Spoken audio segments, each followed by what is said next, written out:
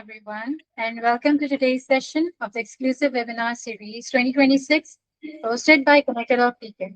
This is Ilsa Mohammed, and I welcome you all to our sixth webinar session.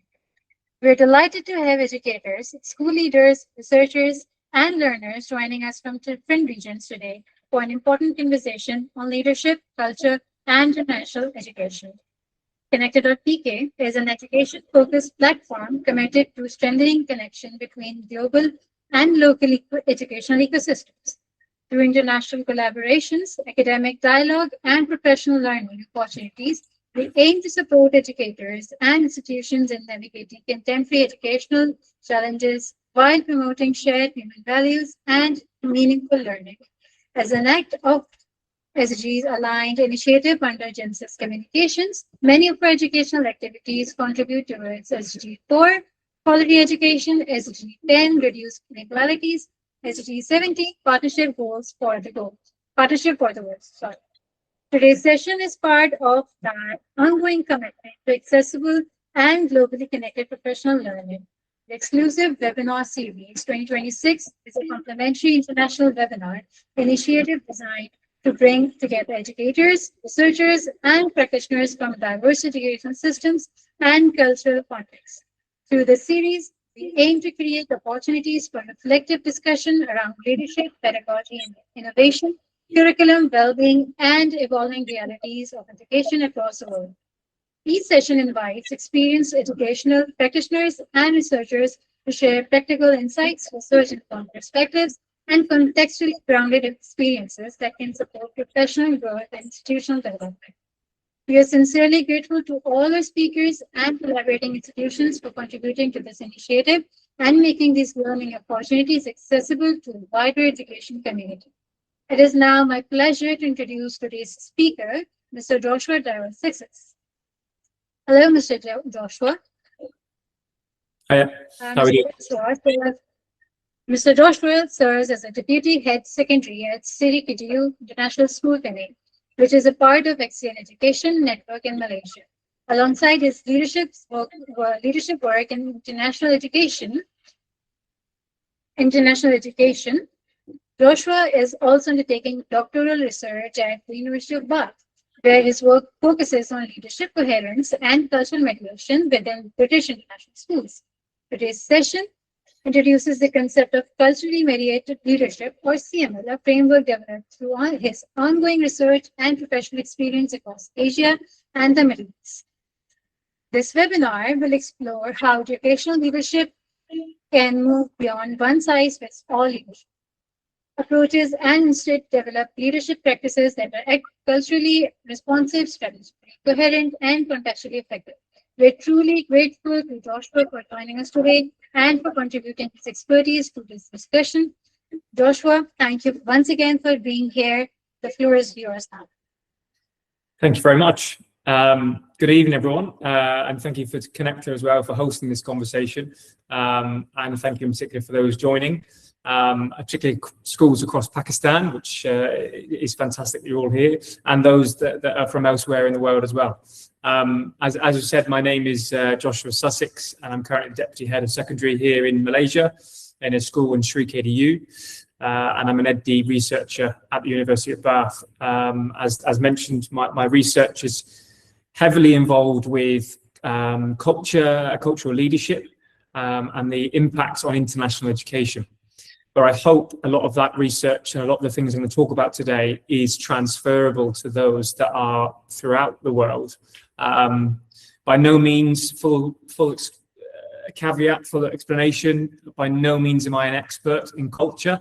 I think culture, anybody that claims to be an expert in culture, there's always a lot to learn in culture. Let's say that.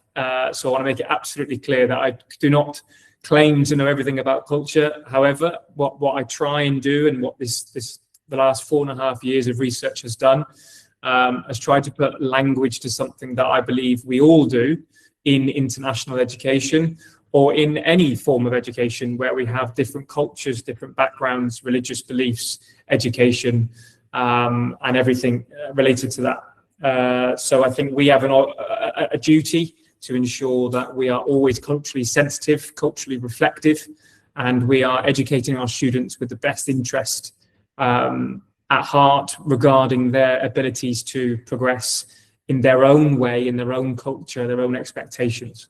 So hopefully some of the things I discussed today are hopefully relatable. I really hope that some things are really transferable, and we create some real key kind of reflections and conversations surrounding what we see in our workplace, regardless of where we are in the world. If there's anything at any point that either I'm speaking too fast or perhaps not quite landing as I'd hoped, please do write in the comments and please do share. And I'm more than happy to go back and explain again. The last thing I want is people sitting there and losing interest through not being aware of what's being said. I will try my best as we go to maintain the time, to adhere to the time, whilst trying to ensure everybody's on board. So to sort of give a bit of background before we go into the framework that's been created through the research. For those of you that are aware, Exeter is a place where I'm from, and those of you that are aware of that place is a very small little city in the UK.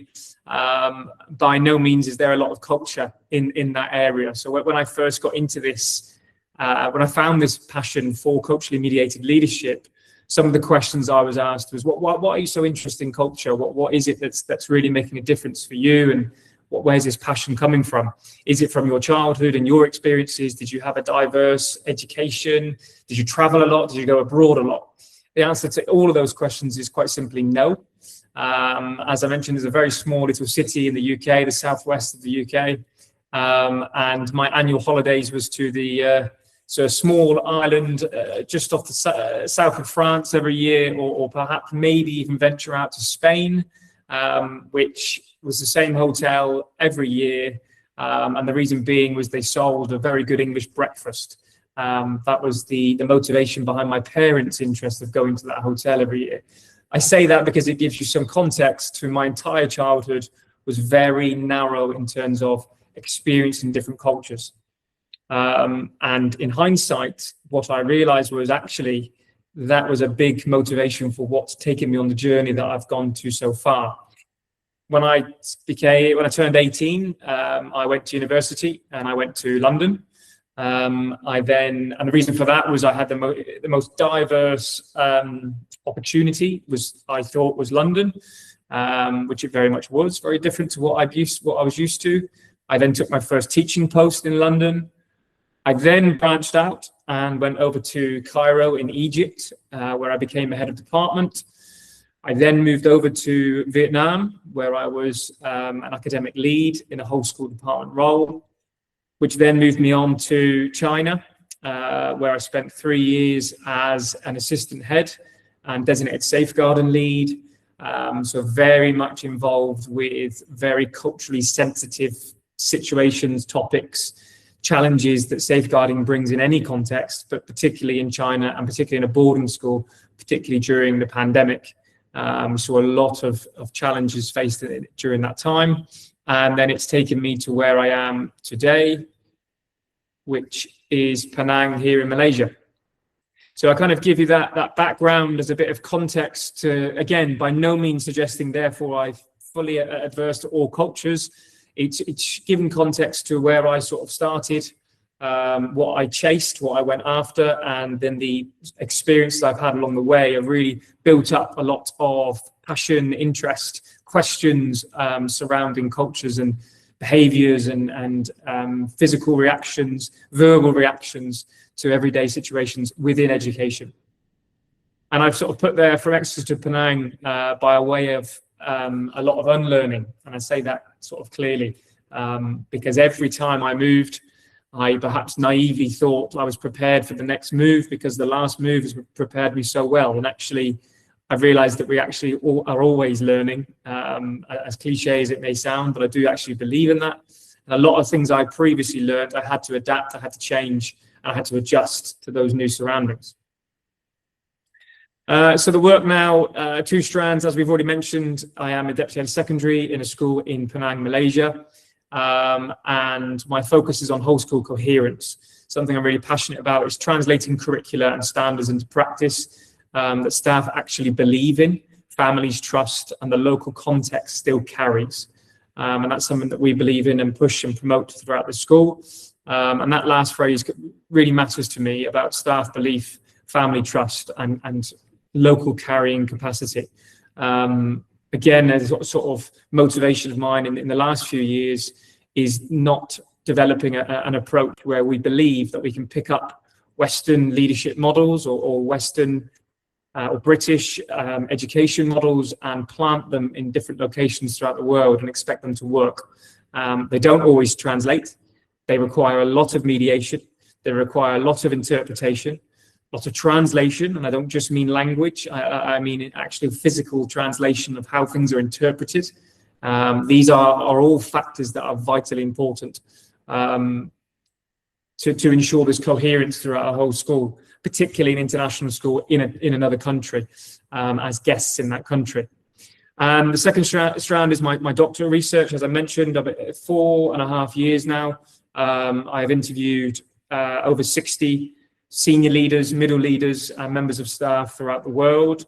A big focus has been in China. My research originated in China, and trying to understand the difficulties that leaders face in a Chinese context within a British international school, and how things are translated, how things are interpreted, how things are understood and misunderstood, and what are the implications that has on as a leader or a member of staff in that school.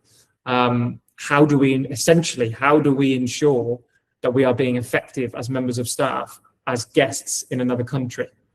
My argument is, and please do challenge me, please do say if you want to challenge anything I'm saying here, but my argument is that there's no blueprint for this. There's no training methods, there's no continuous professional development, there's no support for international educators to move across the world and be part of schools and be given tools to be able to succeed within that environment.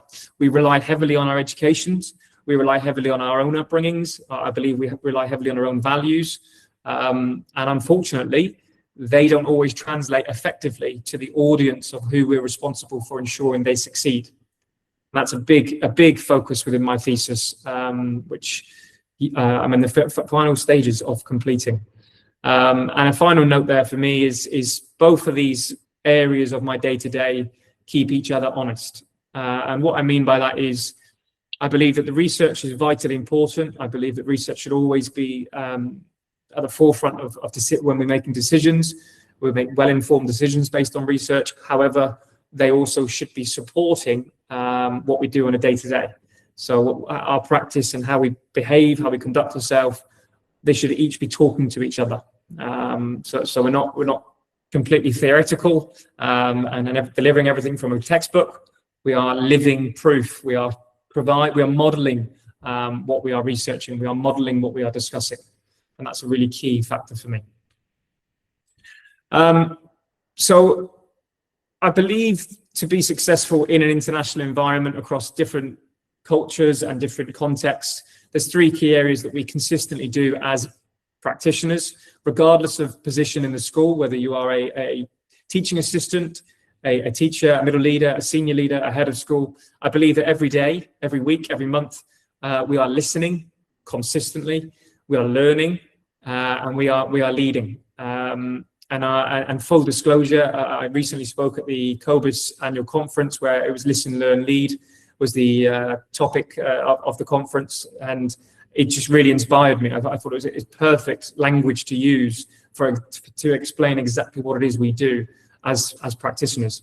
And to kind of add on to that, and how I made this relevant to the culturally mediated leadership framework, is I believe we listen across cultural and professional filters every day. We learn from multiple stakeholder perspectives, whether that be students, parents, teachers, peers, or members of the community. And then we can lead with legitimacy. We're not just leading with authority. And what I mean by that is, we are not relying on our title or hierarchy to be able to lead effectively. We are leading with genuine legitimacy, where we can lead honestly, authentically, and we have buy-in from those around us. We have that. The stakeholders' interpretation is positive because they believe in what we're saying, because we're showing every day consistency. We are backing it up with research, and we are reflective enough that we can alter our approach to support the cultures that we are responsible to lead. And I believe in international schools, leadership should not sit above culture. Again, difficult to speak in terms of in Pakistan and what's happening in terms of the private education system there, but in terms of a British international environment, there is often times when again, I touched upon it earlier on, we pick up that British model, and often we use branded schools in the UK that have successful models. We pick them up, we place them in a foreign country, and we expect them to work. And we often either don't value the culture that we are part of enough, or we bypass it and we focus on our standards and our policies and our procedures. And that's something that I believe we should alter to ensure we get maximal success throughout all the schools across the world. So in international education, again, coming from a British perspective, we have 3 strands that we really need to mediate and ensure that we are utilizing effectively throughout our school to ensure we have success, and to ensure that we're supporting and appeasing the key stakeholders of our establishments, which are global models, local expectations, and regulatory systems.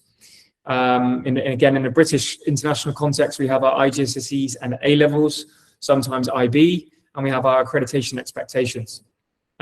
These are all created in the UK or the Western part of the world, but actually they're read locally. What I mean by that is, in the context that I'm in at the moment, we have our Malaysian parents who perhaps have never been to the UK, have never studied a British international curriculum or a British curriculum, perhaps even don't speak English. And we're expecting these parents to understand what these global models actually mean. We're expecting our parents to have trust and faith in our practice, that we are the experts and we know exactly what we're doing. Now, of course, we can defend that, and we can provide evidence and success and examples of that, but we're still asking a lot. And the argument that I have is that we have to make sure our values and our mission and our direction that we're going in is very clear to our parents, and they're understanding what it is they're paying for. Ultimately, they are paying for their child to be at a private international education, and therefore they have to be aware what they're paying for, what they're buying into. We then, as an add-on, we have our local expectations, our parent, staff, and community cultures, all varying, all often different, but they're all vitally important in their own way. And how do we bridge those global models and expectations with our local expectations? And it's a battle, it's a challenge, and it's something that I believe requires consistent mediation. And it's that mediation part that we're really focused on today. How do we get those skills? How do we develop that ability to be able to negotiate, to be able to mediate, to be able to convince parents to give us their trust? And then how do we maintain that trust? And I believe that this language that we use throughout this framework can help develop that trust, develop that legitimacy. And finally, wherever we are in the world, we have our regulatory systems, our national policies, our inspections, the non-negotiables. Again, regardless where we are in the world, we can all relate to this. We all know our local, what we may call a local education bureau or a Ministry of Education, a Department of Education, all have different words, but all have the same meanings. And ultimately, we have to make sure that those 3 strands are consistently mediated and consistently talking and working together. And I would argue it's very difficult. And I would argue that school leaders in these environments do not get enough training, enough support, enough language to be able to truly believe and be clear on succeeding in ensuring those 3 are working collaboratively and effectively. And I believe that effective leaders hold these intentions every day, and that the CML is a language for to be able to use, to be able to work that effectively, which is what we're going to come on to just now. So the culturally mediated leadership has 5 interdependent dimensions. Now, please forgive me, there's going to be some academic language here, which just bear with me, and I'll come on to more kind of lived experiences and relative to our everyday practice. But there are 5 dimensions to this. We have 1, cultural reflexivity, which is the leader's capacity to examine their own assumptions before they project them. Before we make a decision, before we have a conversation, before we walk into a room to meet staff, parent, student, we should be reflecting on what are we bringing into that room? What is our education? What is our preconceived ideas? What is our intention of the conversation or decision that we're about to make? And are we being considerate for how we're coming across? All good leaders reflect before they've actually made a decision. All good leaders reflect before they've had any conversation that may carry impact on the person receiving that conversation, whether that be academic, pastoral, safeguarding, communication with parents, staff members, etc. All good leaders will reflect before and then reflect afterwards. Symbolic sensitivity, awareness of what rituals, traditions, and institutional symbols are actually communicating and to whom. Again, to link it to a British approach, forgive me, but I'm sure many of us have seen Harry Potter. I just mentioned this earlier on at a staff training session. Harry Potter has house systems, and every child is given a house, and they're put into that house, and they have win points, and they're successful for that house. And it's idealistic, fantastic model that's seen work really well. Apologies, sorry, I just got a message. Just making sure, can everybody see the screen? Okay, sorry. Yes, thank you, sorry. And we have those fantastic house systems, and the British often in international environments pick up those house systems and place them in the school. We have them here in this school. The symbolic sensitivity is how well did those rituals land in a different culture who may not be accustomed to those house systems. For example, or to give more perspective, often with British education, we approach things holistically. So we think not just academic, we think of the social skills, the teamwork, the communication, the confidence, all these soft skills that are often difficult to examine and difficult to determine how successful they're being. We value those skills, and we often achieve them through things such as a house system. Are they, or do they land as well in different cultural situations? And that's a sort of question that I would ask you to reflect on, is if we think of our own context, we have an idealistic view of the benefits of a house system. We compare the nice comparison to Harry Potter, but in reality, how well do they translate? How well are they being interpreted? And it's something to sit on and to reflect on, which leads nicely onto the next part, which is the stakeholder interpretation, which is our third dimension. Continuous sense making of how parents, staff, boards, and regulators read the same decision differently. So how is the person receiving the information you're giving or the decision you're making? How are they interpreting it? We'll come on to examples later of each of these, but the conversation you just had 5 minutes ago with another colleague, and you said one thing, you repeat the same conversation, the same action, the same intention to another colleague, and it's interpreted completely differently. You could be offending somebody without realizing, you could be complimenting somebody without realizing, and it's having that first point of reflecting on yourself of how is this being delivered, what's your intention, considering the local rituals and traditions, and then trying to ensure that the interpretation of who's listening to what you're saying is exactly how you're trying to make it land. The fourth dimension is adaptive bridging, reconciling competing cultural logics through policy, pedagogy, and communication without ignoring or abandoning institutional values. This is a really key aspect of the CML framework. What I never want anybody to think, or to think I'm even suggesting, is for us to not see value in our education and our background and our own cultural experiences, or to diminish what we've or what we're proud of, or what success has happened, or success has happened in our own context, or a context we've been part of in the future. It's about taking the best of what we have and attempting to embed that within the culture and environment we're in, and the person on the receiving end doing the same, to create that positive, outstanding outcome overall, which is all about that bridging and trying to find that happy medium, that balance. Incredibly difficult in practice, but it's always something that we try and do, particularly again in British international schools.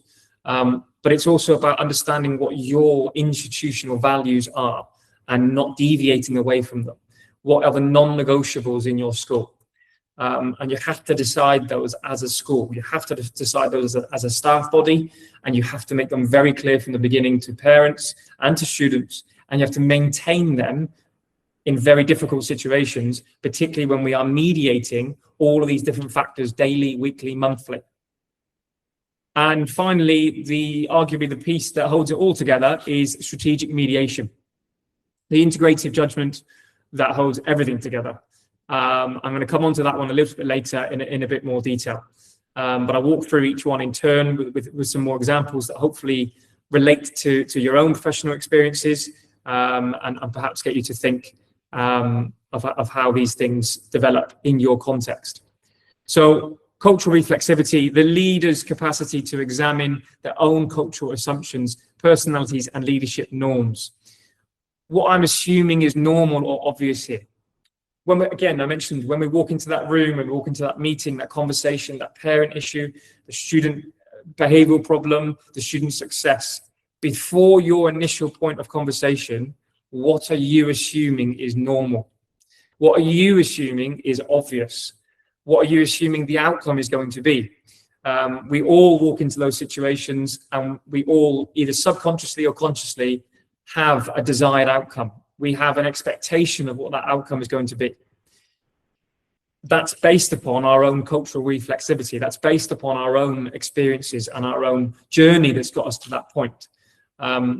When we're walking into a difficult conversation, we are hoping for the best. We plan for the worst often. We're hoping for the best. Usually it's somewhere in the middle. But what we expect that normal to be can be very, very different to the person on the receiving end. And it can be so different that you don't even realize it. And I'm sure there's people here that have had moments when they've had difficult conversations, and you think they've ended positively or as positive as they can, to find out 2 days or 3 days later, that member of staff hasn't spoken to anybody for 3 days and is totally offended and deeply upset by the comments you made. And it comes back to, again, reflecting on yourself and thinking about what you view as normal and obvious. Because if we don't do that, or if we don't do that and we don't alter our approach, we are not getting the best out of the people that we're working alongside. There's just an observation here. This is a comment made by a member of staff that I interviewed in China. There was a comment made by that member of staff, and I'd just like you to have a quick read of that for a second.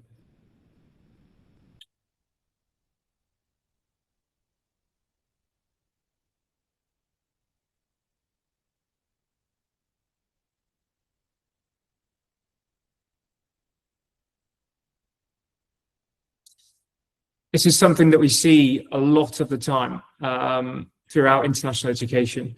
What worked in the previous school does not mean it will work in the next school. And it doesn't have to be a change of country, it doesn't have to be a change of curriculum. It's purely based on people and culture. And just because we've had success previously, we could emulate exactly the same thing, does not mean we will. We could, and it could work well, and that's great, and we applaud that, we celebrate that. But it also can't, and we need to acknowledge that. We need to reflect on ourselves and adapt our approach to the circumstances we are in and the culture we are part of, to ensure there is success and to ensure we are getting the best out of ourselves and those that we are around. And we also need to not take offense that somebody else has taken offense to something just because it worked for you previously. We are dealing with very complex human beings who have varying cultures and religious backgrounds, etc. We have to adapt. We have to find ways to work together collaboratively to mediate, to get to success. And that really, it takes time, it takes effort, and I believe it takes this type of language to be able to achieve it. The symbolic sensitivity, again, as I mentioned, the traditions and the rituals and the symbols and what are they saying? And a member of staff said to me during the interview process of the research, it was mentioned about the same uniform, the same house system or the same assembly, and it can carry entirely different meanings for parents, for staff and for students. Just to give you context for this particular part, I previously, as I mentioned, worked in China, and I was in a very high profile or respected British boarding school in the UK, branded school.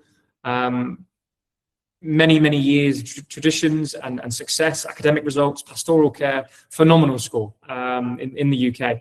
One of the most expensive boarding schools in the UK, so had a very high caliber of students and expectations and pressures, and along with that had fantastic development in all sports, arts, music, as well as English, math, science, etc.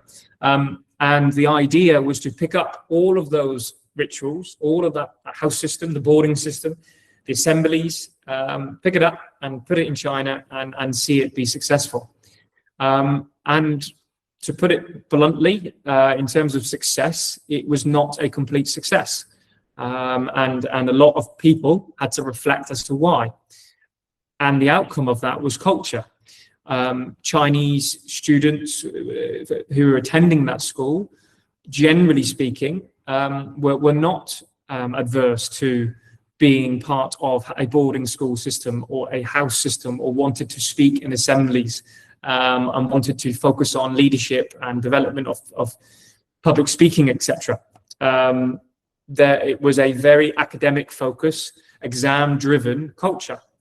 And to change culture, to adapt a culture, particularly one that you're trying to emulate in another country, very difficult. I certainly don't have the answers of how to do it. If I did, I think it'd be fantastic. But what I do know is that it's very difficult to be able to pick that up and put that down in another place. We have to consistently work towards it, consistently mediate, consistently challenge, reflect, and drive towards it whilst ensuring we have our own values. The third dimension, the stakeholder interpretation.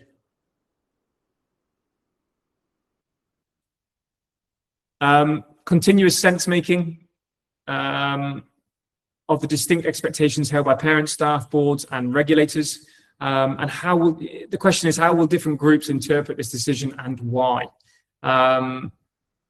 Observation from practice, from what I saw, a single decision such as change to how student progress is reported will be read by parents through outcomes, by staff through workload, by the board through reputation, and by students through fairness, all at once and all legitimately. What that means is, the example that this head of school was giving was, every time an academic report was given, a lot of staff assume the result, the grade, is the most important part. And if it's a good grade, if it's a grade that the child wants and the parent wants and the teacher's happy, a lot of the time people think, oh great, finished, job done, we've done our job. That's not the case. That report is interpreted in many different ways throughout the school. As we mentioned, through the board, through investors, or through governors. It's about reputation. Just because a child has received good progress and has got the grade they're satisfied with does not mean the board is happy, or the governors or the investors are happy with that result. Students' interpretation of that grade, they will be looking at you as teachers. They expect teachers to be supporting them, as they should. We have to ensure that we're providing all the interventions, all the support that we can, not to prove what we're doing, but to ensure that we are providing a coherent support to the student so that they feel they can succeed. They have to have confidence and trust in you as a teacher that they can succeed. If they have that, then they will feel that this is a fair result. More often than not, even if it's not the result they wanted. If they feel supported by the teacher, if they feel supported in care and attention to detail, regardless of the result, more often than not, students will accept fairness, or they will deem it to be fair. And finally, the staff will view this as workload. And again, this balancing act, all of what I just said puts a lot of pressure on teachers, and we have to get that balance right. How do we make sure students feel supported and feel that it's a fair process? How do we ensure we get the best grades so that we appease to the board and the investors whilst considering teachers' workload?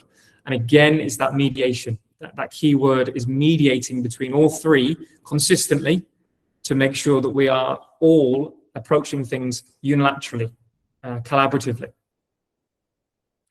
And 4, adaptive bridging. Reconciling competing cultural logics through policy, pedagogy, and communication without abandoning its institutional values. What action bridges intent and lived experience?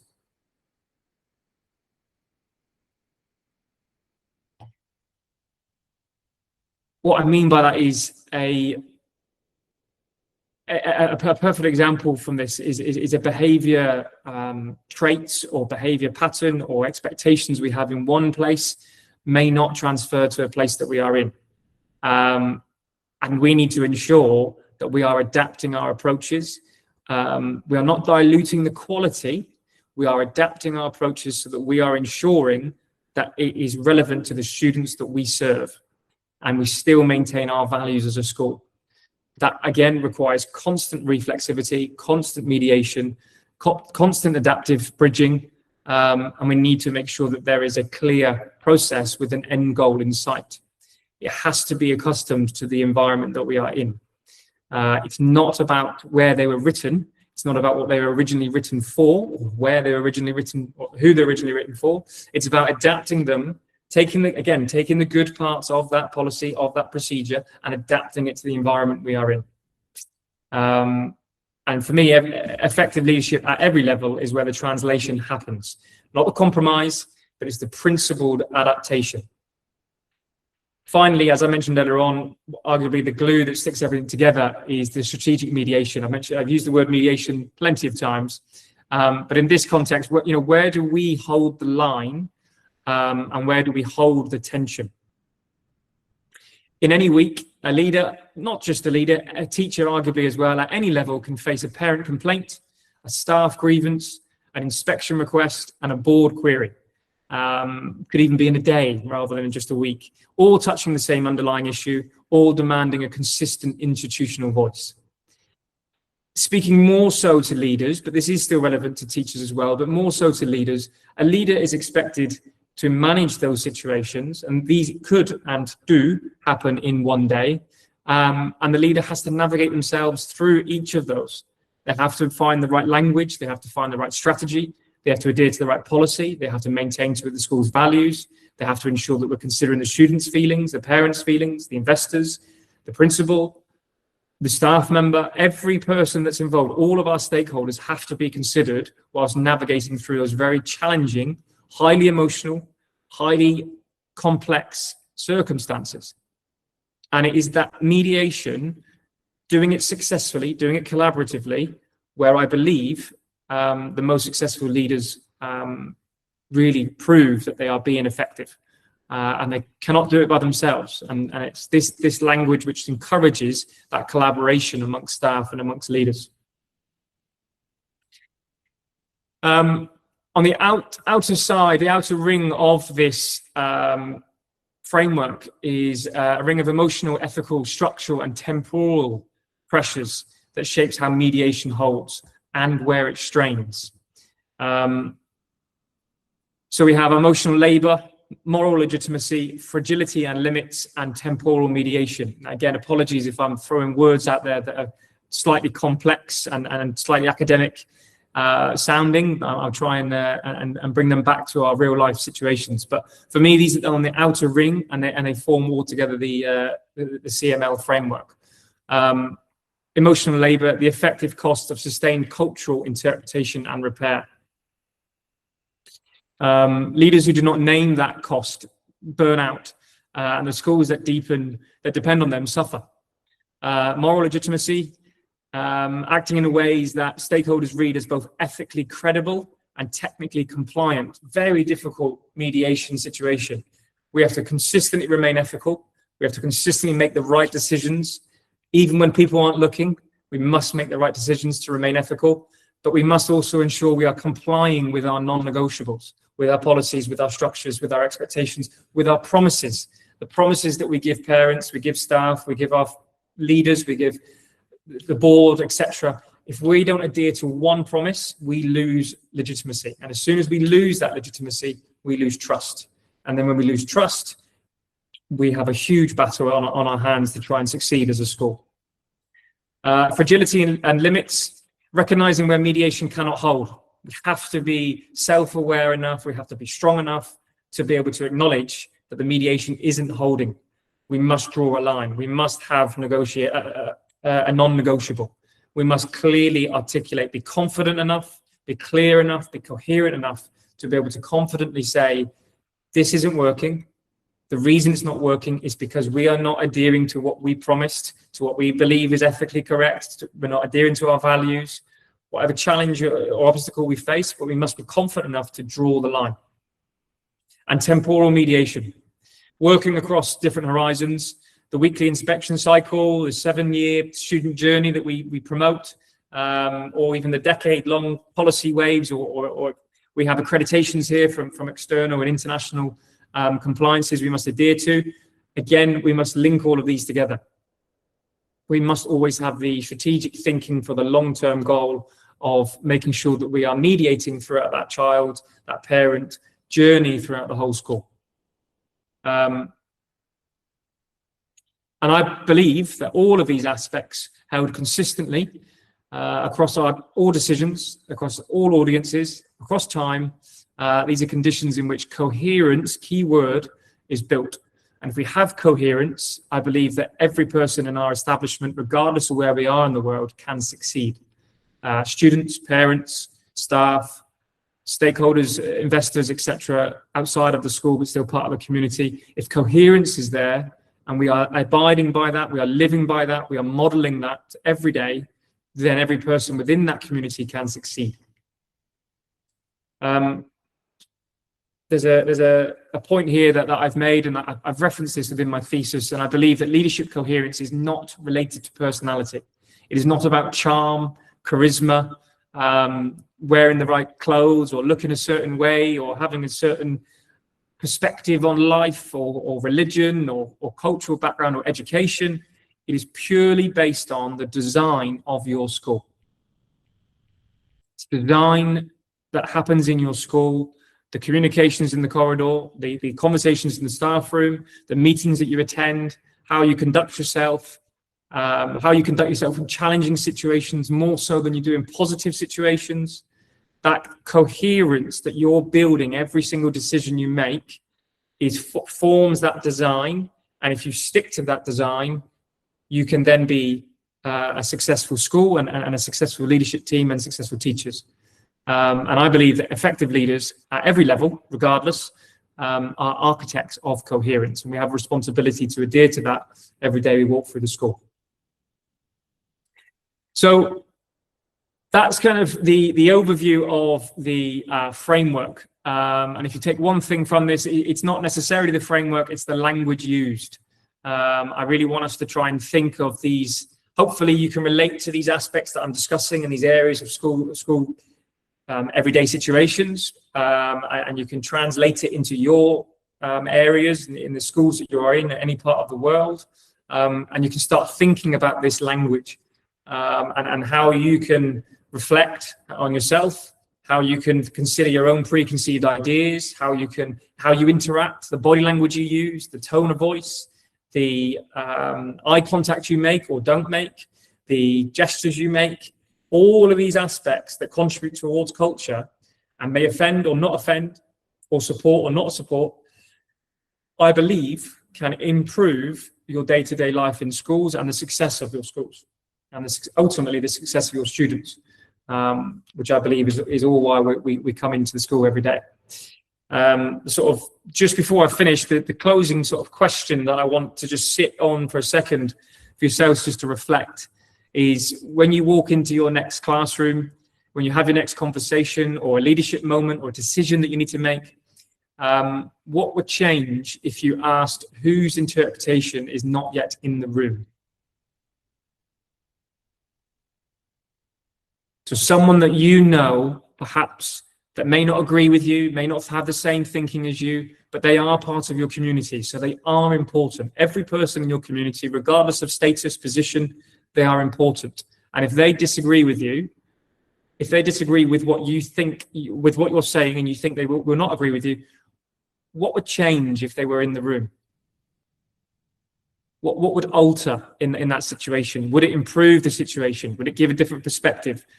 And then an add-on question, an add-on thought to that, try and include them somehow. Try and give them a voice. Try and give them a platform. Give them an option. Give them an opportunity to come into that room, to come into that conversation and be part of that decision. And I believe the more times we do that as educators and leaders of schools, I believe the more success we will see in our schools. So this is not a complete finished framework. The fundamentals are there. The language is hopefully there. However, I'm very much willing and wanting to be challenged, and for people here to be part of this research and be part of this discussion continuously to try and refine it. So if I've put on there my details for my LinkedIn and an email address to contact me directly. Please do take a picture and please do contact me at any time. Your thoughts, feelings, anything related to this is vitally important. And I please urge you, if you agree, fantastic, and we can have a conversation. If you disagree, fantastic, we can have a conversation. If you're unsure, but you like the language and you want to discuss things more, please do message me, and we can absolutely have that conversation. And I can learn from you, which I think is vitally important, because it will only improve this framework and this language more, the more people we have involved from various backgrounds and cultures. So there we have it. The framework is there, and I believe that the next time is now yours. If you have any questions, I will do my best to answer them. Again, full caveat is I am by no means an expert, so I do not have right or wrong answers, but I will certainly try and give perspectives and try and give some form of coherent responses as I can. Thank you very much, Joshua, for such a thoughtful, insightful session. The description on culturally mediated leadership, institutional coherence, and balancing global educational expectations with local realities has provided valuable perspectives for all of us working within diverse educational communities. We will now move into Q&A sessions. I would like to invite participants to share their questions into the chat box or raise their hands if they would like to ask the question directly.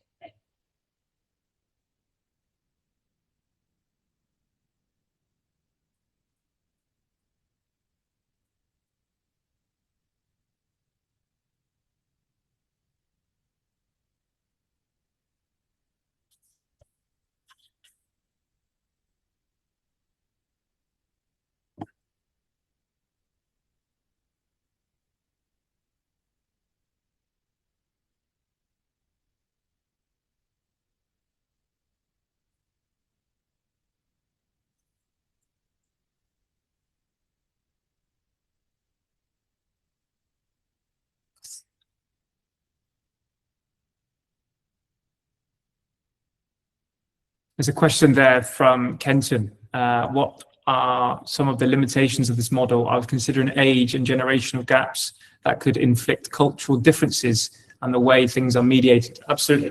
I think that's a great question and a great point.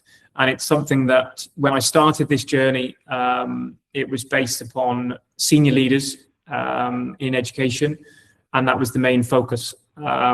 It's transpired over time and through speaking to people that I found out that this is actually relevant for everybody. I think in terms of the age differences and how we use this language, for me, I think there shouldn't be fear in verbalizing these challenges at any age. I think we should be making young children aware of their culture, or they should be sharing their cultural perspectives from as young as possible. And I think it's up to us as professionals, as adults, to take that information and adapt it accordingly to support younger students. For me, the approach with this would be to engage the parents more, bring the parents involved more, being part of the community. I'm a big believer that we educate the students and the parents. And when we're thinking of the more younger students and trying to bridge these cultural differences, for me, the parents come first. So I think it's a great question, and I think it's something that we have to kind of really make sure we get right, and it's more sensitive. I don't have the exact answer right now. I would say it certainly is a bit of a trial and error, dare I say.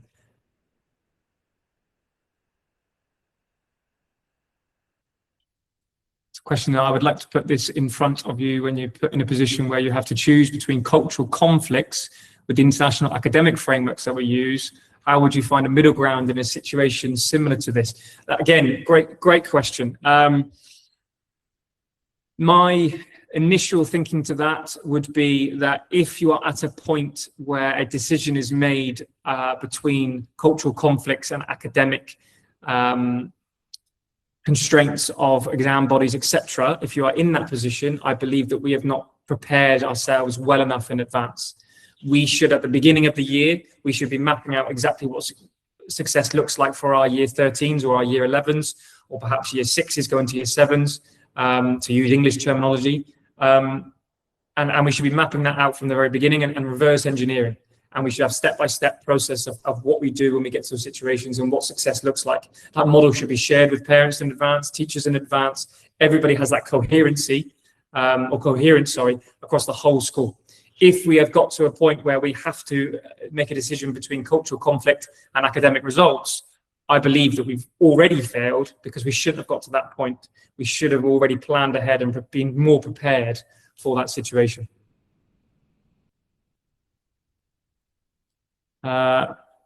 Question here: how can culturally mediated leadership help organizations navigate generational and cultural differences within teams?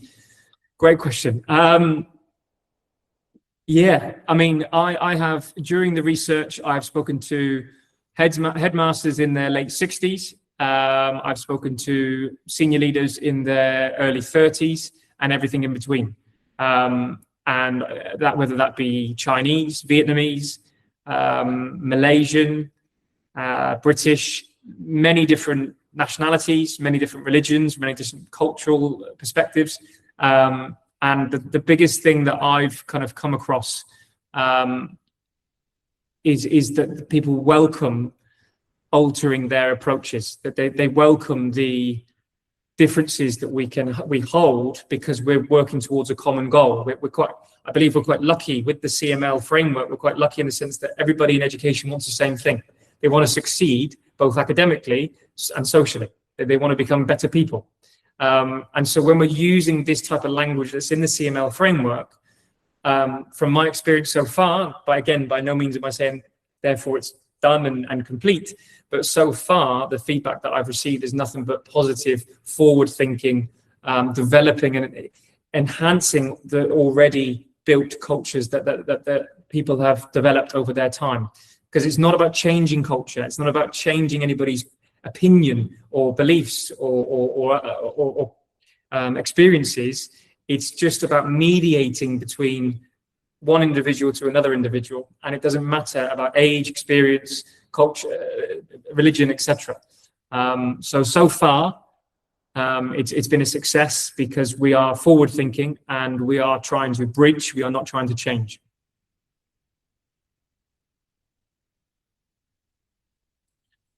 In high pressure situations, what does culturally mediated leadership look like in practice when leaders don't have time for deep cultural reflections? Are there automatic competencies that they can rely on? Straight away, the first one I would think of is we always have a choice. We always have more time than I think we actually realize. And for me personally, if I'm leaving my office and I'm going to a meeting that I know is difficult, that 30 seconds, 45 seconds, 1 minute to walk from my office to that difficult meeting, that 1 minute can be the difference between thinking in a culturally mediated leadership perspective or not. If I'm walking towards that meeting and I'm thinking about myself, and I'm thinking about how I'm going to be perceived, what's going to land, what's not going to land, how I should alter my body language, all of those small little changes become habits. And as soon as we do those frequently, they become quote unquote normal. It becomes habitual. That's just what we do. And the more we do it, the quicker it becomes. And therefore, the quicker we react and the quicker everybody is on the same page. So that would be my initial thinking. In terms of bigger decisions and high pressure situations, which I know we all face at various times, and sometimes there isn't time. That does happen, of course it does in our busy lives and our busy professions. For me, I think we should try to develop the confidence to be able to speak up, and we should be able to acknowledge that things right now need time. Need time to be able to make a decision. Be confident in being able to say, I need to think about this right now. I can't give you an answer because I don't want to make an answer. I don't want to give an answer that's not accurate. I need to go away and reflect, and we should have confidence in doing that.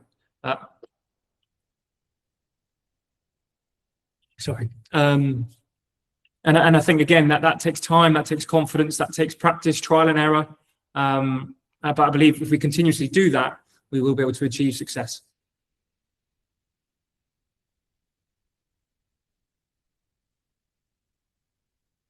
Sorry, I'm just checking I think time, maybe one more question.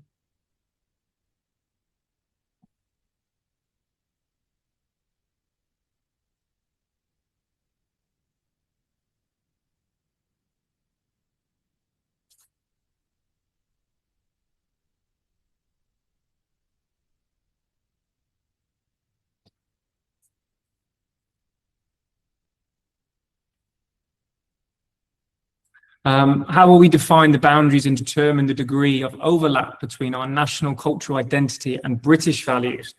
Great question. I think that comes down to the institution that you are part of and we are part of. If we are aligned with British values, we have to acknowledge those British values, be proud of those values, and ensure that we're being coherent in the values that we're adhering to. And then how do we link those with the national cultural identity? So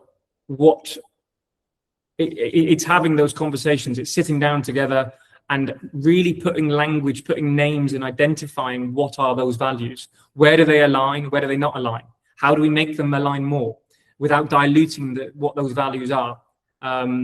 So if, for example, a value of a school is about being honest, if that's not one of the values within the cultural setting that you are in, it doesn't mean that being honest can't be expected within that culture.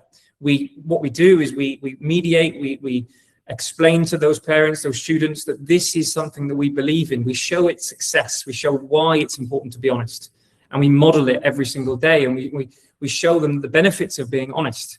And we then encourage those individuals, those stakeholders, to want to be honest and buy into those values. And the same approach happens the other way.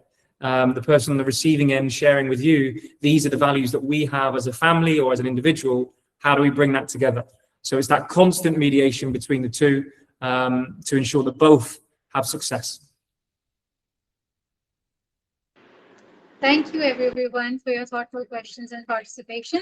And once again, sincere thanks to Joshua for engaging so openly with our audience and for sharing both research-informed and practice-based insights with us today. Before we conclude, we would also like to invite everyone to our upcoming session in this exclusive webinar series, Beyond Burnout and Behavior, the Resilient Educator in the Age of Noise and Disconnection, on June 4th at 4 p.m., featuring John Yaya, the education consultant, and Ms. Catherine Jones, founder of Back to Mentoring Academy. Back to the Spectrum Mentoring Academy. This upcoming session will explore educator resilience, well-being, behavioral challenges, and sustaining meaningful educational practice within increasingly demanding educational environments. We hope many of you will join us again for this discussion. Before concluding, we would also like to briefly introduce Global Learning Adventures in an international collaborative learning initiative by Connector.pk. GLA is designed for students from grade 4 to A level within CAI, IGCSE, and IB pathways, bringing together learners from countries including Pakistan, China, Singapore, Malaysia, Thailand, and Vietnam to the structured international project-based learning experience. The initiative focuses on cultivating critical thinking, academic mastery, cultural fluency, international collaboration, and communication skills. Students work in internationally diverse teams under the guidance of experienced academic and industry mentors, engaging in portfolio-based collaboration projects that encourage inquiry, problem solving, and intercultural understanding. GLA reflects Connector.pk's broader commitment to globally connected learning and meaningful education partnership that prepare students for increasingly interconnected academic and professional environments. More information about upcoming GLA cohorts and participation opportunities will be shared through our official platforms. At this point, we would like to formally present our token of appreciation and certificate of recognition to Mr. Joshua for contributing to the exclusive webinar series 2026 and for sharing his valuable expertise and experience with our educational community. Joshua, thank you once again for your time, insights, and contribution to this initiative. We truly appreciate your support. Thank you very much. Finally, thank you all to the participants, educators, school leaders, researchers, and students who joined us today from different locations and contexts. Your engagement, reflections, and participations are what make this conversation meaningful. We hope today's session provided valuable insights and practical reflections of your own educational contexts and leadership journeys. On behalf of Connector.pk and Genesis Communications, thank you once again for being with us today. Special shout out to Mr. Darius, Principal of Institute China, Mr. Ian from CPK International Malaysia, Mr. Kenton from CPK International Malaysia. We wish everyone a wonderful day ahead. Goodbye, and we hope to see you at the next session of the exclusive webinar. Thank you so much. Thank you. Good afternoon, everyone.